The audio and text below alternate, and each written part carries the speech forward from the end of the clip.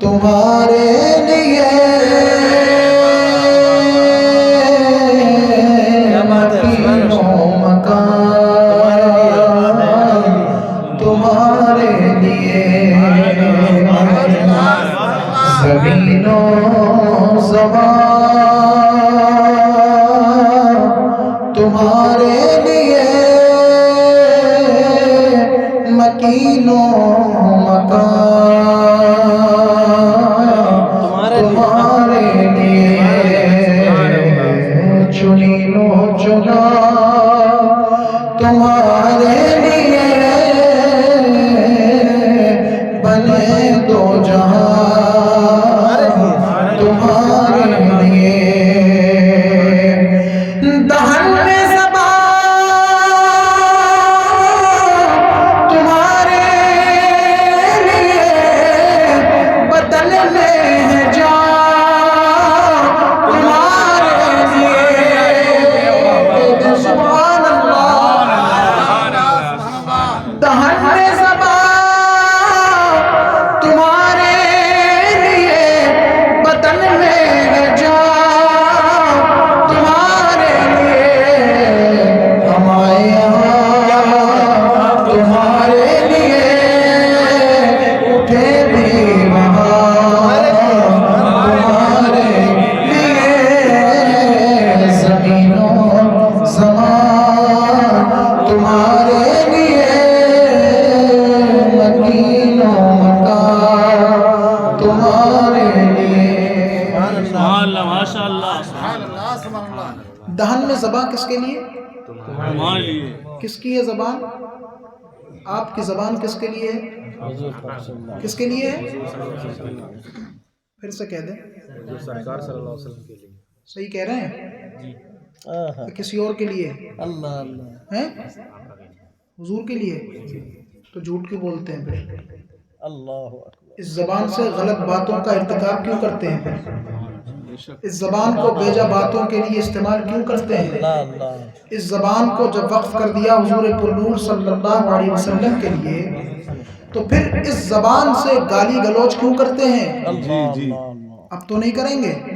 جو نہیں کرتے ہیں وہ نہیں کرتے ہیں، جو کرتے ہیں وہ توبہ کر لیں۔ اب اعلیٰ حضرت کا یہ کلام سرکار تاج الشریعہ بدر الطریقہ حضرت علامہ مفتی اختر رضا خان اظہری رحمۃ اللہ تعالی علیہ فرمایا کرتے تھے، امام احمد رضا فاضل بریلوی نے جو کلام لکھا یہ بظاہر تو کلام ہے لیکن اعلیٰ حضرت کی ان ہزار کرامتوں میں سے ایک کرامت یہ کلام ہے۔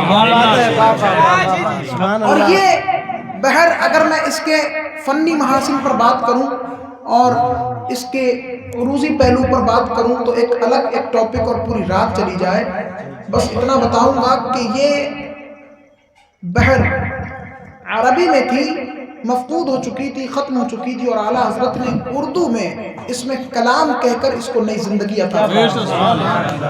علماء جلوگر ہیں یہ جانتے ہیں جب کوئی شاعر کلام لکھتا ہے تو پہلے چند قوافی کو تحریر کرتا ہے، اگر 6-7 قوافی آ گئے تو 6-7 شعر بن جائیں گے، جتنے قافیے اتنے شعر، صحیح ہے نا؟ قافیہ کس کو کہتے ہیں؟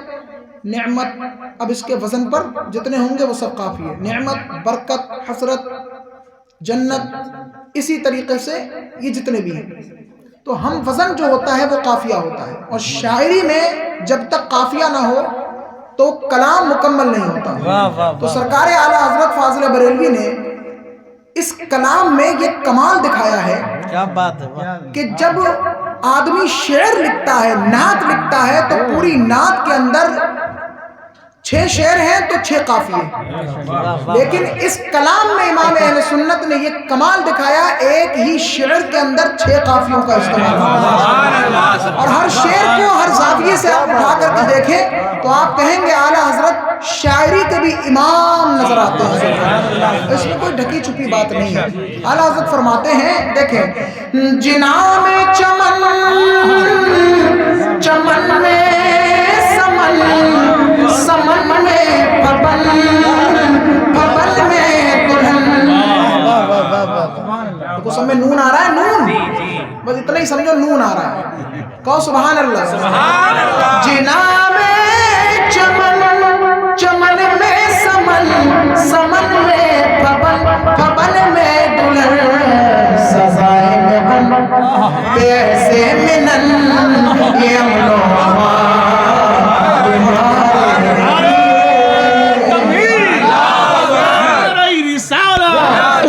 का सुनो और काफियों की आला हजरत की तरतीब देखें, सेटिंग देखें। आला हजरत क्या फरमाते हैं, या रसूल अल्लाह ये शम्सो कमर, ये शामो सहर, ये बरको शजर, ये बागो समर।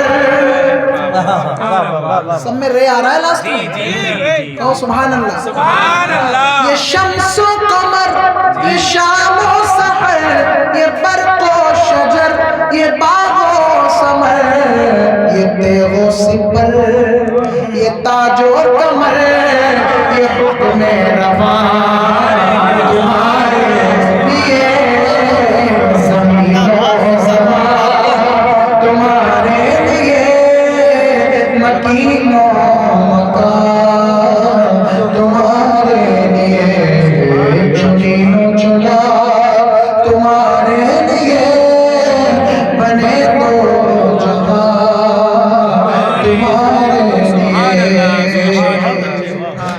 माशाअल्लाह। एक मट्टी को लोहे से टकराएं तो उसकी कुव्वत का, उसकी पावर का अंदाज मालूम होगा। मट्टी के डेले को लोहे से टकरा दें तो मट्टी चूर चूर हो जाएगी, पता चलेगा कि मट्टी से ज्यादा ताकतवर लोहा है। लोहे की पावर का अंदाजा करना हो तो उसको भड़कती हुई आग में डाल दो, चंद मिनटों के बाद लोहा पानी की तरह पिघलने लगेगा, पिघल जाएगा। हाज़रीन मोहतरम, पता चला लोहे से ज्यादा ताकतवर आग है।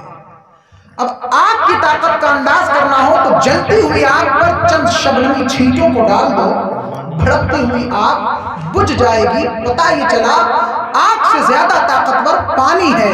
और अगर पानी की ताकत का अंदाज करना हो तो रूए जमीन पर पानी की ताकत का अंदाजा नहीं किया जा सकता, बल्कि यहाँ से 2.5 लाख मील के फासले पर चांद को देखो। जब चांद अपनी शबनमी शुआओं को पानी पर डालता है और जब सूरज अपनी गजबनाक निगाहों को पानी पर डालता है तो समंदर हजारों टन पानी हवा में उछालता है, जिससे बादल बनते हैं और पानी बरसता है। तो पता ही चला पानी से ज्यादा ताकतवर चांद और सूरज है, पानी से ज्यादा ताकतवर। और अगर चांद की पावर का अंदाजा करना हो, सूरज की ताकत का अंदाजा करना हो तो कहीं और नहीं, मुस्तफा की उंगली का इशारा है। हुजूर उंगली उठाते हैं, चांद अपना सीना शक कर देता है, दस्त नबूवत उठता है, सूरज वापस पलटता है।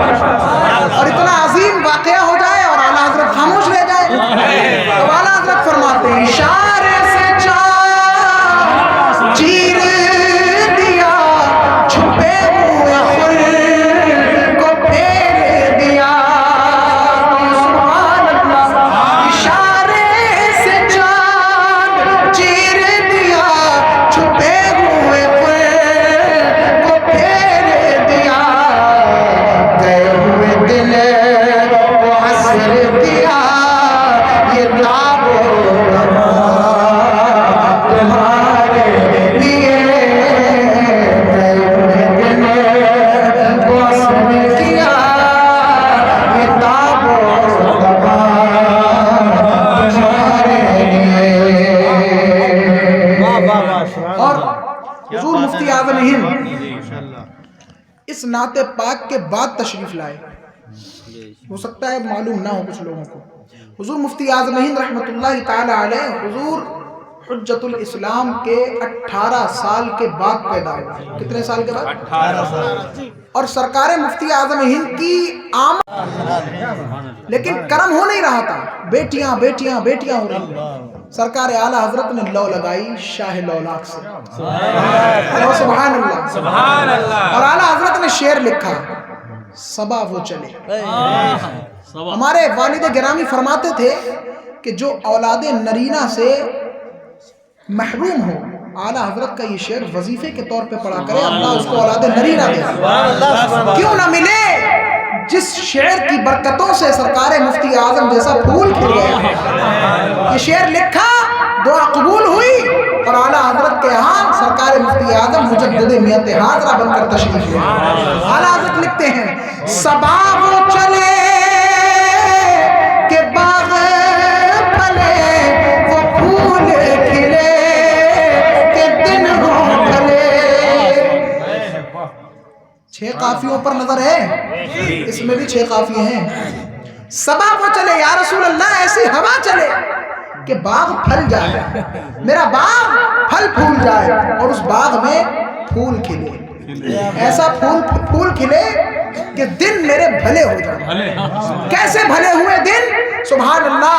आला हजरत फाजिल बरेलवी के मिशन को तो सरकार मुफ्ती आजम हिंद ने आगे बढ़ाया, तो दुनिया ने देखा कि एक तरफ सरकार गौसुल वरा रज़ी अल्लाह तआला अन्हु की करामतों की कसरत का जवाब नहीं, तो पूरे खानवादे रज़ा में अगर उठाकर देखा जाए तो सबसे ज्यादा अगर किसी की करामतें नजर आएंगी तो मुफ्ती आजम। चलती फिरती करामत का नाम सरकार मुफ्ती आजम। हज़रत फरमाते वालिद गिरामी, सरापा है करामत ही करामत मुफ्ती आजम, रज़ाए मुस्तफ़ा आकाए नेमत मुफ्ती आजम, तुम ही हो ताजदारे दीन मिल्लत मुफ्ती आजम। फरमाते हैं, आला हज़रत फरमाते हैं, सबा